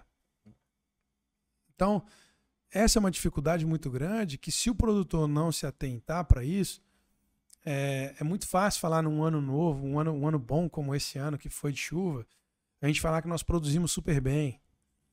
O desafio é vir um ano ruim e o cara tá preparado para esse ano ruim. Com certeza. Esse é o desafio. Cara, se você produziu 70, 80, 90 sacos, saiba que você poderia ter plantado e colhido mais. Agora, se vier um ano ruim, o que você está preparando, o que você está fazendo agora para que esse ano você esteja seguro do negócio? Você não vai produzir 80, mas sua gestão de custo, seu manejo vai trazer rentabilidade igual te trouxe com 80 no ano bom. Rodrigo, você que é um cara dos bordões, tem um bordão também que fala, né? Só conhecemos bons marinheiros na tempestade, né? Então, quando a maré tá devagarzinho, todo mundo consegue navegar, né? Mas quando tem a tempestade, é o que o Fabrício falou, né? Anos bons, é tudo tranquilo. Quero ver os anos complicados, né? Mas, falando um pouquinho, Fabrício, a gente falou de clima da Bolívia, falamos de soja, falamos... E, assim, uma pergunta que eu sempre tenho bastante curiosidade de saber. Eu produzi na Bolívia, vendo para quem a soja? Tem as trades, não tem? Como que funciona esse mercado da comercialização na Bolívia? Porque a gente vê aqui de fora, parece que lá não tem comprador, parece que os carros lá é de 1970, aqueles Fusca velho nas ruas.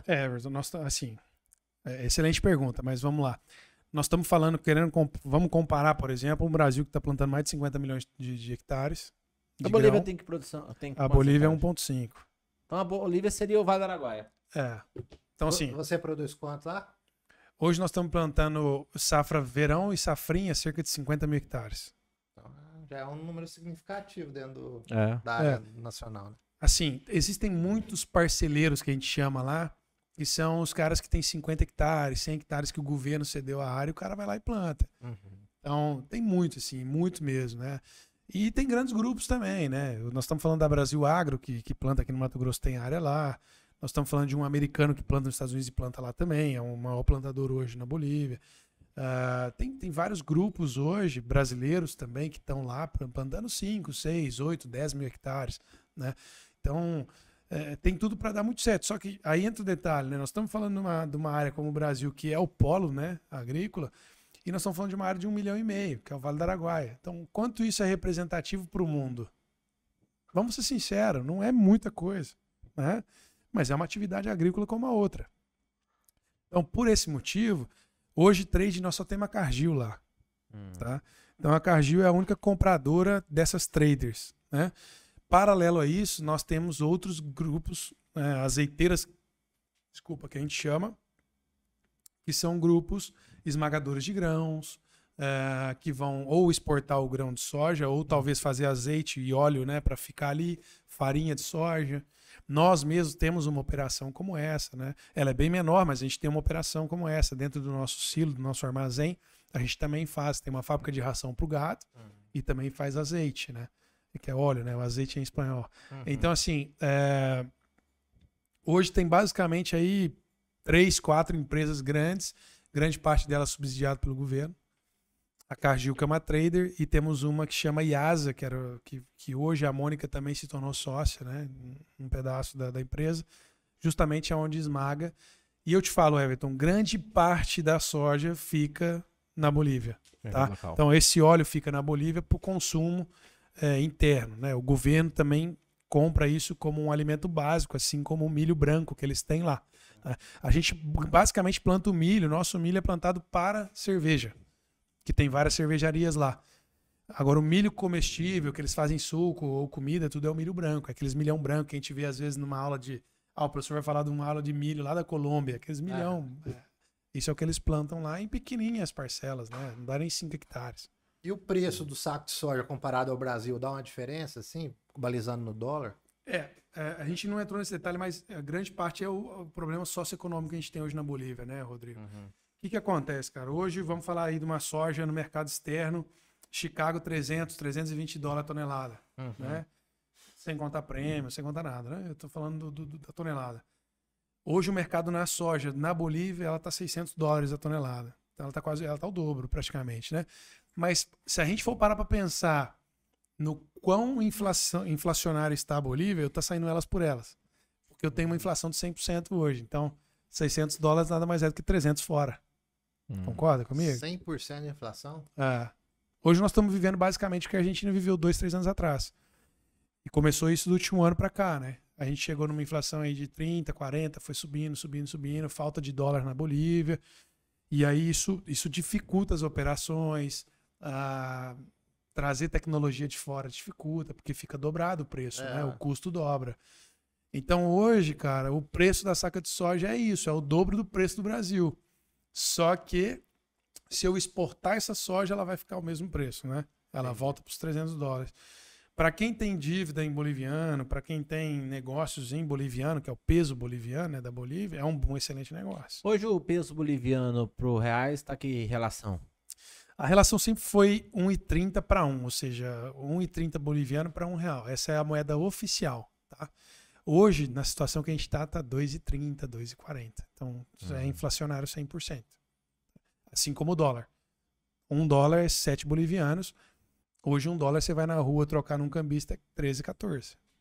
E o banco te cobra o mesmo para fazer transferência externa. Entendeu? Então, isso é uma das dificuldades que a gente tem para entrar dentro do negócio agrícola também, né? Isso a gente tem que pensar, né? Então o brasileiro lá chega e fica rico lá, então. Hoje um brasileiro, se ele for lá passear, por exemplo, ele passeia com R$500. Entendi. passeia Aí, Se tranquilamente. você quiser ir num restaurante top lá, ela O Everton, que gosta bastante de viajar, daqui uns dias vai lá te visitar. Você vai levar a Laurinha. É isso mesmo. Ô, Fabrício, estamos chegando ao final da nossa conversa. Só mais alguns detalhes falando de Bolívia, né? Hoje o Grupo Mônica atua na pecuária. Qual que são os segmentos do Grupo Mônica hoje na Bolívia? O Grupo Mônica hoje atua basicamente na agricultura e pecuária. Né? Hoje a gente atua na agricultura com grãos e cereais. Temos uma área grande de cana também. E também temos a parte de pecuária. A parte de pecuária eu tenho cria, recria e engorda. Tem a área de confinamento. E o foco que a Mônica gosta muito, e ela é conhecida no Brasil inteiro, no mundo inteiro por isso, é o gado de pista, que é o gado Nelore puro de origem, né? Os de elite. Então, com grandes parceiros pelo mundo afora aí. E a genética hoje, Mônica, ela é referência, né? A genética hoje, Mônica, viaja o mundo inteiro. Né? Viaja o mundo inteiro levando gado de melhor qualidade, enfim. Tanto que a gente tem várias exposições lá e participa disso também. Basicamente, a nossa operação é essa. Já deu pra ver que a dona Mônica gosta de coisa de qualidade, porque o gado dela eu já conhecia, eu sou zootecnista, a gente sabe que o Nelore da Mônica aí, ela é referência aí, não só no Brasil como no mundo aí. E pegou um agrônomo de qualidade também, importou lá pra Bolívia pra tirar esses 30 anos de atraso aí, pra daqui uns dias estar pau a pau com o Brasil. Parabéns, hein, dona Mônica? Bela importação que você fez aí do Fabrício. Obrigado. É isso mesmo, Rodrigo. E andando perto dos bons, você fica melhor, né? É isso mesmo. É junto dos bons que a gente fica melhor, né? Como se diz lá em Minas. Sem dúvida, cara. E eu assim, sou muito grato, né? A todas as oportunidades que eu já passei pela minha vida. E muito grato também pela Mônica, pelo time, pelo grupo, porque tem muitas pessoas muito boas ali, né? Hoje a gente tem pessoas como no conselho e tudo que são pessoas referências tanto no Brasil quanto fora, né? Então isso realmente é isso. Quando a gente está próximo de pessoas boas, com os mesmos objetivos, os mesmos propósitos, né? A gente começa a ficar cada vez melhor também.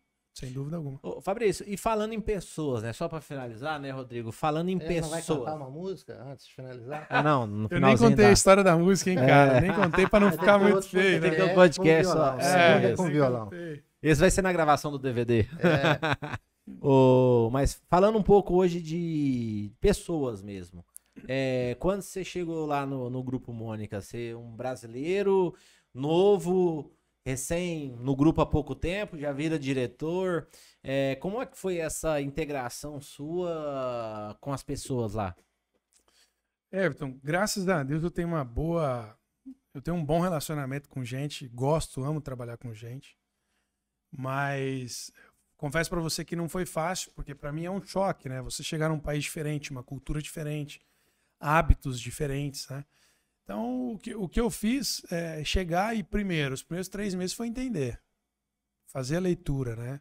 A leitura de como que é o boliviano, qual é a cultura dele, como trabalha. E, de novo, né? Existia uma cultura antiga de que o boliviano...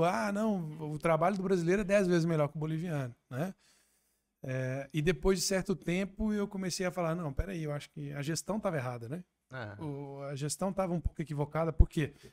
Porque nós temos muitas pessoas boas. Faltava norte ou alguém para pegar e falar, você tem que ir por esse caminho e tudo mais. Tanto que hoje o meu chefe técnico, que é o meu braço direito na parte técnica, é um boliviano. Né? E é um cara fora da curva, é um cara que eu adoro de paixão. Então, assim, eu entendi o processo, entendi a cultura, entendi o manejo, como você tem que lidar com eles. Ao mesmo tempo, abri meus braços para falar, cara, eu tô vindo aqui para ajudar, não tô vindo aqui para tirar. E eu acho que eu consegui mostrar isso, né? Eu acho que eu consegui mostrar isso porque nós estamos tendo resultado em pouco tempo. Temos uma confiança muito grande das pessoas. Coisas simples assim, de cara, cuidar da pessoa. Eu tenho uns exemplos legais, assim, com esse chefe técnico meu gerente técnico. Ele é um cara que, se deixar, ele trabalha 24 horas todos os dias. É um cara fora da curva. E aí a mulher dele ficou grávida há pouco tempo atrás, né? E aí eu virei pra ele e falei, cara, você não vai sair pra ficar com sua mulher? Tá grávida? Não, eu tenho que ir lá na outra fazenda. A fazenda não vai fechar a porta por causa de 2 dias você tem que ver sua mulher tá grávida. Então, assim, nunca alguém chegou pra ele e falou, cara, eu não quero ser na fazenda, eu quero ser na tua família. Sabe? Tanto que ele virou pra mim e falou assim, cara, ninguém nunca falou isso pra mim. Ninguém falou que eu podia sair, ou que eu podia descansar, ou que eu podia... Eu falei, não, cara. E eu sou assim. O Joel J fala muito, né? Saúde, família e trabalho. Se você não tiver saúde, você não vai estar disponível para sua família. E se você tiver mal com a sua família dentro de casa, você vai ter um péssimo trabalho. Então não adianta você querer ser o cara fudidão do trabalho, desculpa a palavra, mas você querer, sabe, cada vez mais trabalhar, até porque eficiência não é sinônimo de trabalho, né? Horas trabalhadas não é sinônimo de ser prestativo. Mas não adianta de nada você querer trabalhar, se a sua saúde não tá legal e se a sua família tá menos ainda, né?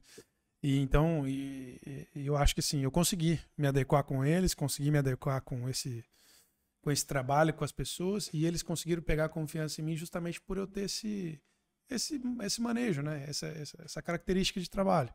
E adoro trabalhar com isso. É legal demais. É isso mesmo. Saúde, família e trabalho. E nunca inverta essa sequência. Isso que eu te falo, tem que acordar cedo, ir pra academia, e depois... Não vou falar muito não, ele não perde, cara. Não perde. Isso aí não perde, não. Mas ó, vamos entrar aí num assunto aí de perfis comportamentais. Um cara igual o Fabrício tem um perfil, ele já deve ter feito lá, é um cara influente, sabe lidar com pessoas, se importa com pessoas, então ele deve ter tido facilidade aí pra superar esse desafio com o pessoal. A gente já vai chegando no final, mas a gente não pode deixar de agradecer nossos patrocinadores, né? Esse podcast só é possível graças ao nosso patrão Zé Wilson da Soma, pessoal da Rovenza, né? Agradecer aí o Tiagão, o Janderson, a Letícia, pessoal aí, novo parceiro da Semembrais também, Tiagão Masquieto, que são apoiadores desse projeto, né? E a Semembrais chegou agora, né? Sementeira forte aí, que tem muito caminho a trilhar junto com o nosso podcast. E vai mandar a semente até lá pra Bolívia, lá pro Grupo Mônica, plantas de cobertura, o que vocês precisarem, nós manda pra vocês lá. É isso mesmo. Fabrício, vamos chegando ao final do nosso SomaCast. E sempre no final do nosso SomaCast, nós pedimos pro convidado deixar um recado. Um recado pros agricultores. Eu vou pedir pra você deixar 2 recados.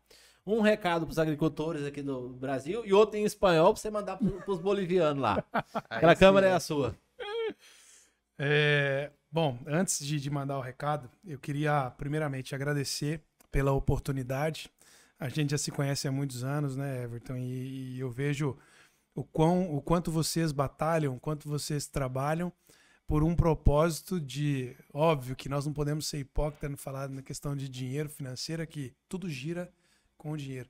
Mas no propósito de estar sempre ajudando, né? A gente brinca que quando eu estava na consultoria, eu pouco recomendava coisas, né? E não deixava de ser amigo, né? Eu falava, pô, esse cara aí...